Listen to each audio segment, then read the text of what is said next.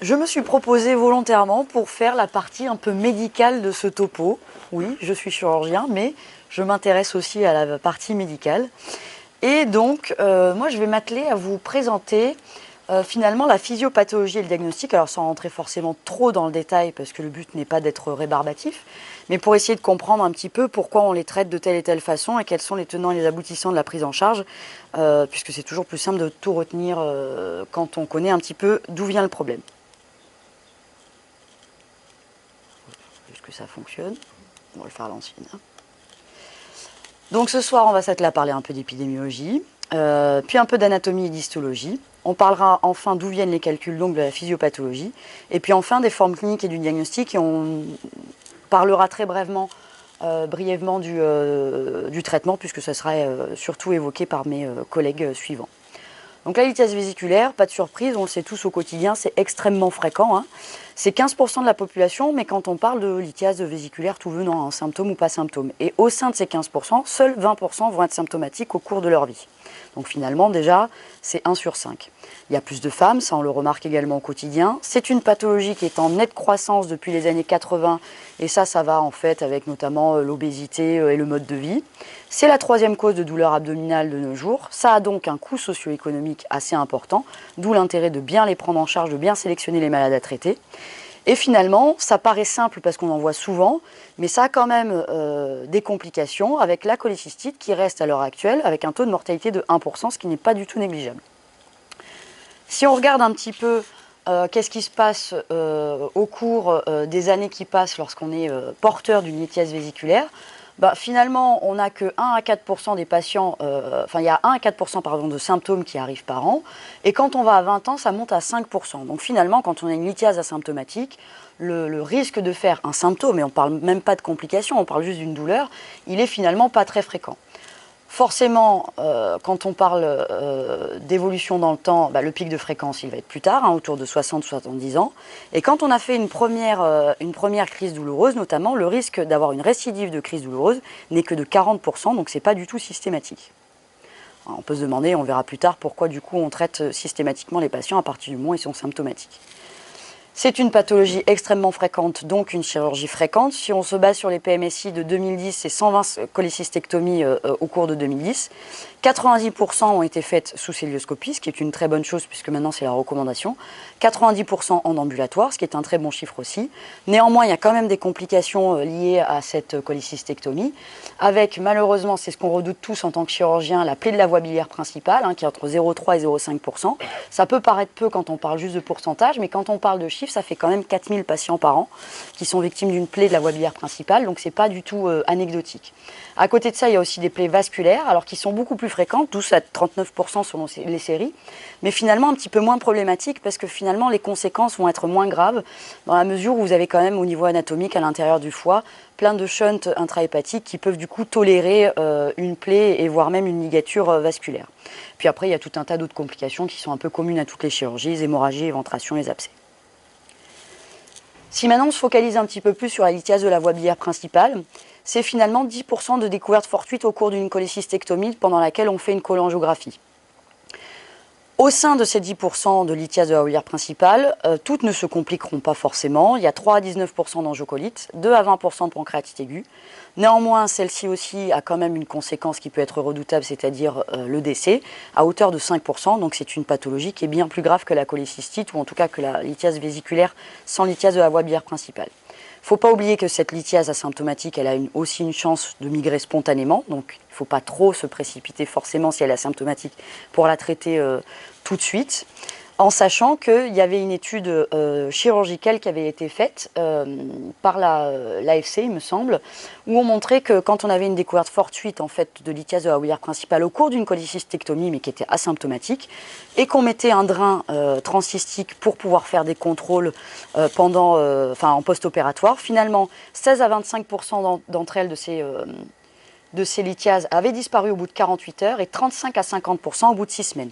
Donc quand même, c'est plus de la moitié qui, en patientant, finalement, vont s'évacuer spontanément.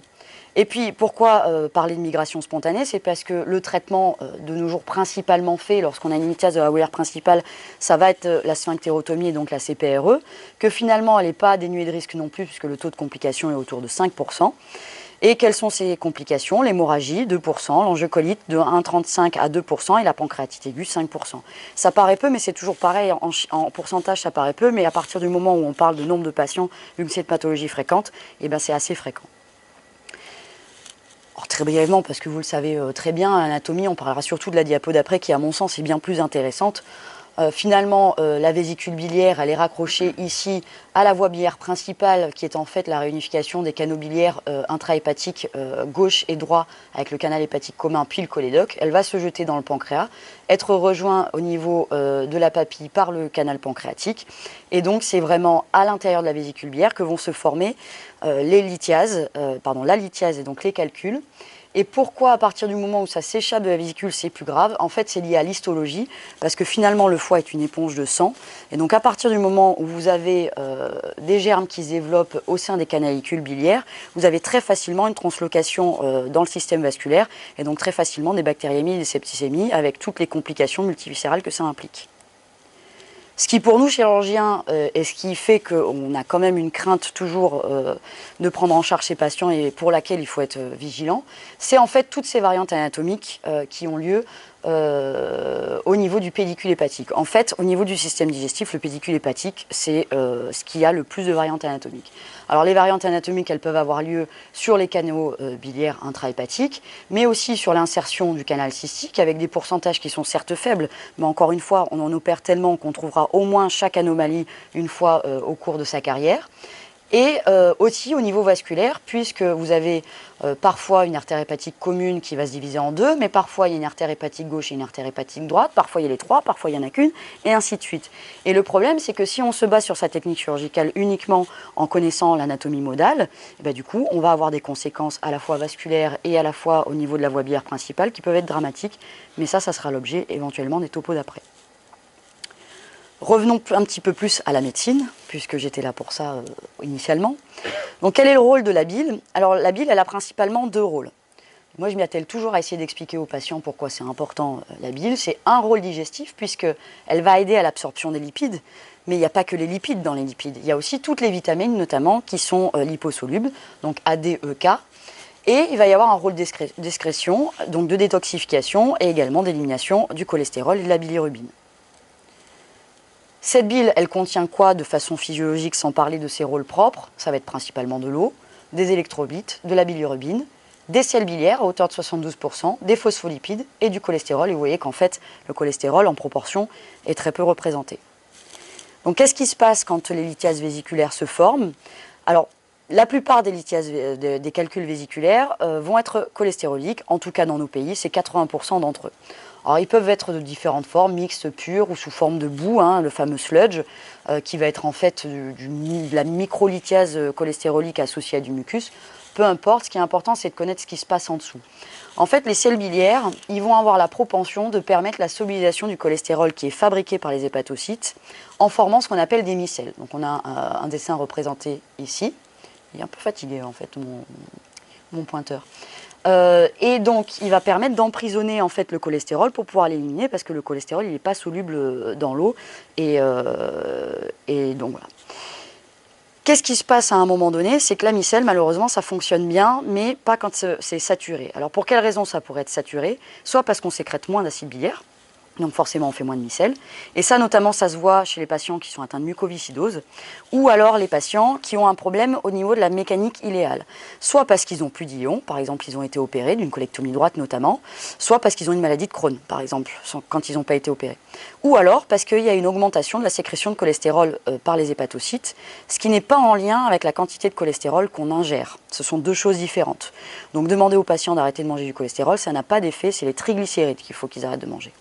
Il y a quand même un mécanisme pour essayer de compenser cette perte de solubilisation, c'est les phospholipides. Ils vont avoir un petit peu le même rôle finalement que la micelle, mais en formant des vésicules. Ce sont un peu le même mécanisme, mais en plus petit. Le problème, c'est que ça marche finalement pas trop mal, sauf quand il y a une hypomobilité vésiculaire, mais qu'elle va avoir tendance à s'agréger, la vésicule. Et c'est à ce moment-là que, du coup, on va d'abord avoir du sludge, c'est la première étape, puis après des cristaux. Et on a l'impression qu'il y a des agents, enfin on sait qu'il y a des agents nucléants qui vont aider à cette cristallisation, bien qu'on ne sache pas exactement encore les définir et définir pourquoi certains marchent mieux que d'autres. Les facteurs de risque, c'est ceux qui sont vraiment représentés dans nos sociétés occidentales. Alors, il y a évidemment l'ethnie, l'âge et le sexe, ça on l'a vu un peu, mais alors il y a les œstrogènes, donc forcément les femmes sont plus atteintes, ça rejoint ce qu'on disait tout à l'heure sur le sexe ratio. Il y a la génétique qui agit probablement sur les agents nucléants, donc avec un problème de cristallisation lié à la génétique. Mais il y a aussi tout ce qui incombe à notre société moderne, c'est l'obésité, le régime hypercalorique est surtout fait de triglycérides, le diabète, mais aussi, à l'inverse, la perte de poids rapide, notamment chez les patients qui ont été opérés de chirurgie bariatrique.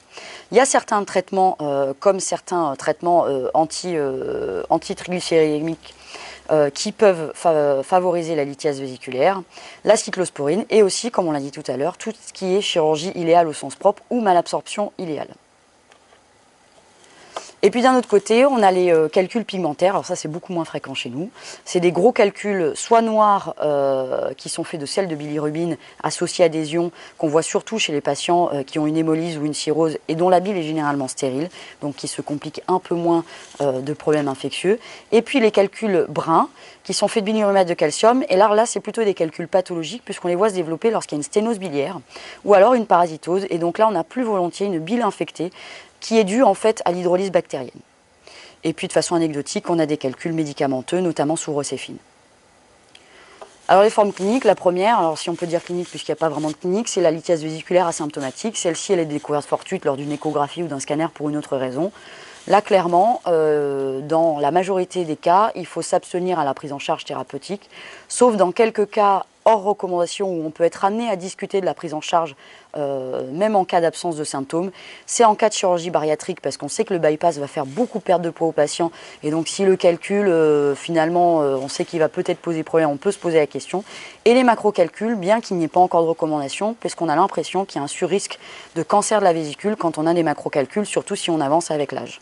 Donc un jeune patient qui a un macrocalcul et qui va devoir le garder de plusieurs dizaines d'années, même s'il est asymptomatique, ça peut être une recommandation à la cholécystectomie. Il y a un cut-off à 2-3 cm qui n'est pas clairement établi. Lorsque la lithiase vésiculaire est symptomatique, c'est principalement sous forme de colique hépatique dans plus de la moitié des cas. Et puis après, ça peut aller à la cholécystite, soit avec colique hépatique préexistante, soit sans. Alors la colique hépatique, typiquement, c'est une crise qui est discontinue, mais discontinue, ça ne veut pas dire qu'il dure quelques minutes, c'est jusqu'à 6 heures. Au-delà de 6 heures, il faut se méfier, ça peut être une cholécystite. La sémiologie, on cherche toujours à savoir si le patient il a mal en hypochondre droit. Dans 2 tiers des cas, il va avoir mal en épigastre. Donc il dit j'ai mal à l'estomac, en fait c'est une colique hépatique. Elle est postprandiale, ça c'est ce qui est marqué dans les bouquins. En pratique, les patients ils se plaignent souvent d'une douleur nocturne, et alors ça ne me demandez pas pourquoi, souvent à 2 heures du matin. Alors, est-ce qu'il y a une mécanique au niveau de la digestion qui fait qu'ils ont plus mal la nuit? Mais en tout cas, il faut évoquer ça comme une possible colique hépatique. Ça peut être associé à des vomissements sur un phénomène vagal, ça c'est classique aussi. Et puisque c'est normalement non compliqué, il y a une absence de fièvre. Quand on examine le patient, finalement, l'examen clinique est normal. La confirmation diagnostique, elle va être faite par l'échographie. Non seulement parce qu'elle va permettre de voir le calcul qu'on ne voit pas toujours au scanner, elle va permettre de voir des signes de cholestystite chronique, même si le patient s'en est pas vraiment plaint, peut-être qu'il n'est pas trop plaignard et donc il ne s'est pas rendu compte qu'il faisait des coliques hépatiques et peut même diagnostiquer une vésicule porcelaine. En revanche, elle doit éliminer la complication et notamment la cholécystite. Quand on passe à la cholécystite aiguë, là pour le coup la crise elle est continue. On peut passer de l'un à l'autre d'ailleurs, on va dire au cours de la même journée ou au cours de la même semaine. Finalement la cholécystite, comme son nom, c'est surtout une inflammation. Donc on va passer par différentes étapes. Il y a d'abord l'hydrocholéciste, le calcul se bloque, il va mettre en tension la vésicule, donc on a une douleur permanente. Pour autant, elle n'est pas inflammée encore, elle n'est pas infectée, donc ça c'est l'hydrocholéciste. Mais finalement, on peut le rentrer finalement dans une forme débutante de cholécystite aiguë. Puis après, il va y avoir de l'inflammation, ça va être le gras de rein, on en reparlera après. Et puis enfin, ça peut finir par une infection. Les douleurs, finalement, c'est au même endroit. Les nausées et les vomissements sont un peu plus marqués, soit parce qu'elles sont juste réactionnelles comme la fois précédente, soit parce qu'il y a un véritable iléus en lien avec l'inflammation ou l'infection. Et puis là, on peut avoir apparaître des syndromes septiques qui sont plus ou moins graves, et donc qui vont nécessiter une prise en charge plus ou moins rapide. Cliniquement, là, on a des anomalies, une sensibilité ou une défense au niveau soit du creux épigastrique, soit de l'hypocondre droit en fonction de l'anatomie du patient.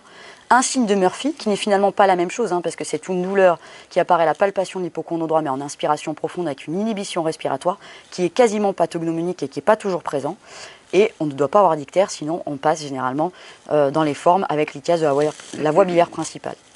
L'attention, surtout chez nous qui avons souvent et régulièrement des patients qui sont comorbides et immunodéprimés, c'est la forme gangrénée. La forme gangrénée, parce qu'elle survient souvent chez des patients qui sont immunodéprimés, vont avoir d'un côté un sepsis beaucoup plus marqué et d'un autre une clinique beaucoup plus pauvre. C'est-à-dire qu'on peut presque avoir l'impression que ces patients n'ont pas de cholécystite et pourtant la biologie, l'histoire et les examens paracliniques vont être en faveur. Donc il faut se méfier, c'est des patients qu'il ne faut surtout pas traiter médicalement, il faut au contraire y aller un petit peu plus vite. Alors les complications, c'est la forme suppurée qui finalement est l'évolution classique si on ne traite pas la cholécystite, la forme gangrénée dont on vient de parler, la péritonite soit par suffusion à travers la paroi vésiculaire, on peut le voir soit par forme vraiment perforée et on a une véritable péritonite biliaire où la clinique est très marquée puisque ça fait très mal, un peu comme les ulcères perforés, la forme abcédée, la forme chronique qui finit en fistule bilio-digestive, soit avec le duodénum, soit avec la voie biliaire principale, soit avec le côlon, et qui peut donner lieu à un iléus biliaire. Le syndrome de Méridique est une forme particulière, puisqu'en fait c'est un calcul qui est enclavé dans le cystique, qui n'est pas dans la voie biliaire principale, mais qui va comprimer la voie biliaire principale et va donner une clinique d'angiocolite.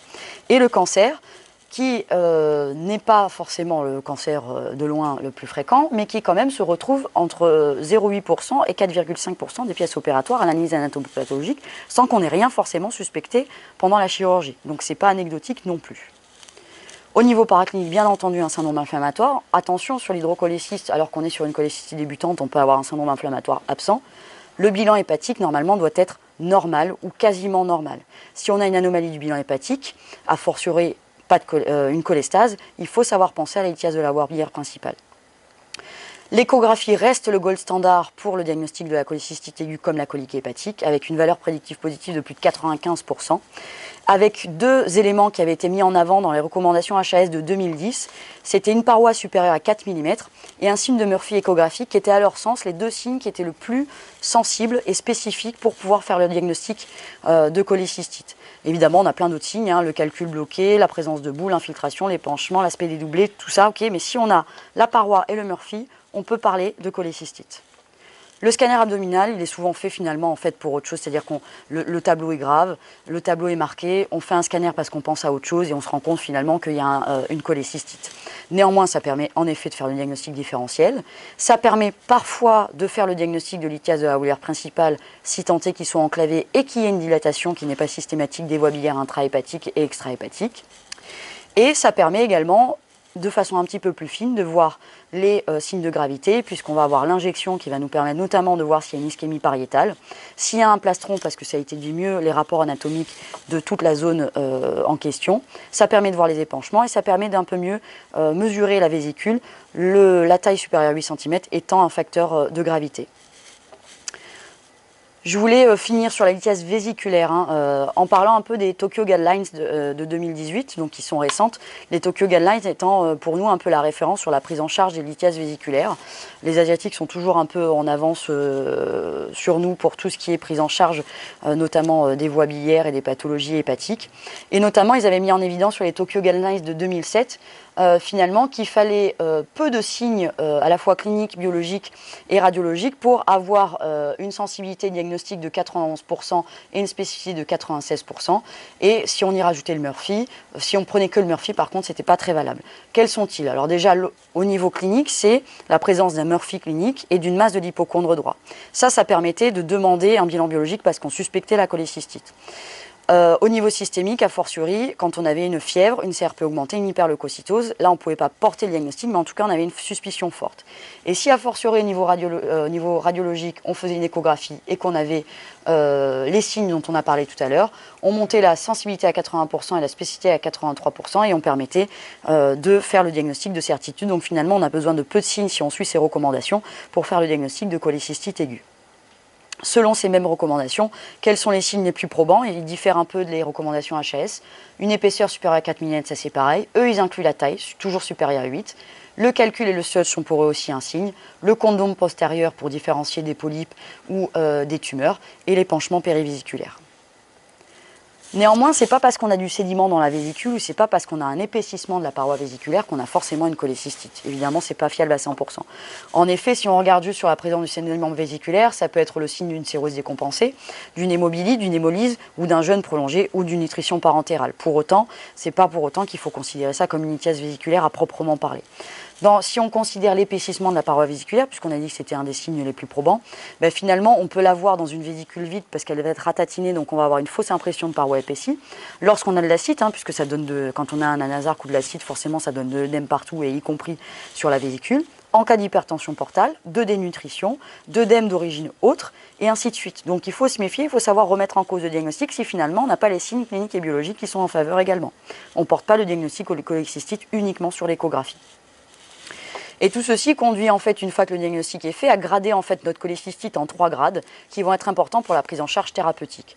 La grade 1, c'est la forme légère, c'est une inflammation isolée de la vésicule biliaire qui peut être pas au-delà qui peut être au-delà de l'hydrocholécysme, mais c'est une inflammation isolée.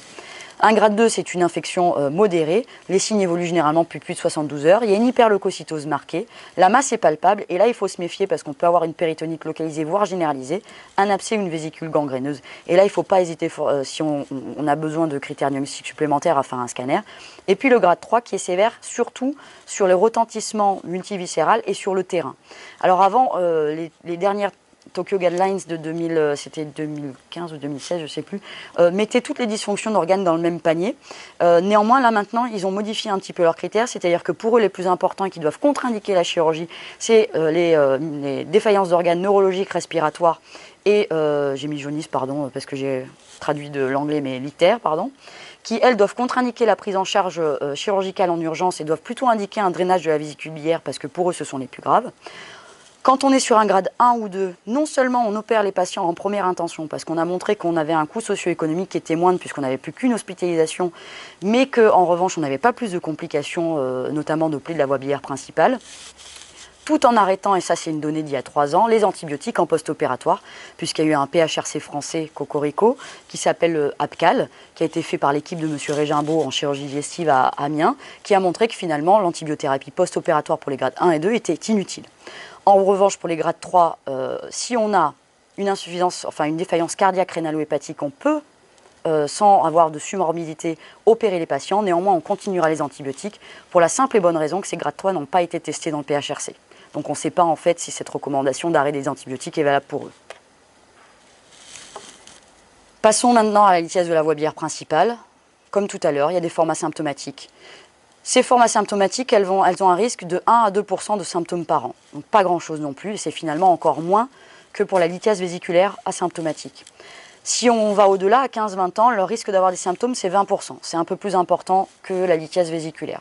Le taux de complication à 15-20 ans de cette lithiase de la voie biliaire principale, c'est 5%. Donc pareil, c'est un peu plus important. Et c'est pour ça qu'on est un peu plus proactif sur ces lithiases de la voie biliaire principale. C'est que toutefois, quand même, les risques de symptômes et de complications sont plus importants. Quelles sont les formes symptomatiques, en revanche? La douleur biliaire, qui est en fait une colique hépatique, puisqu'elle met en jeu les mêmes nerfs, donc la clinique va être la même, la douleur de l'hypocondre ou de l'épigastre, à l'épaule et en hémiceinture. L'ictère, quand il y a un blocage mais sans répercussion autre, notamment infectieuse. Il peut y avoir une migration lithiasique spontanée, donc on va avoir une violente douleur mais qui va rétrocéder, qui est assez violente. Et puis les formes qu'on étiquette graves, l'angiocolite avec la fameuse triade de Charcot, douleur, fièvre, ictère. Alors ça c'est dans la théorie, on peut avoir les 3, on peut en avoir qu'un, pas dans le bon ordre et ainsi de suite, donc il faut toujours savoir l'évoquer. Et la pancréatite aiguë. Ces complications graves, elles peuvent être primitives, c'est-à-dire du fait d'une lithiase, mais elles peuvent être aussi secondaires. Donc si le tableau est atypique, il ne faut pas hésiter à évoquer des diagnostics différentiels, et notamment des tumeurs, une papillomatose, une bulle d'air s'il y a eu un examen à un moment donné, ou un syndrome de Méridite, dont on a parlé tout à l'heure. Quel examen fait-on pour une lithiase de la biliaire principale?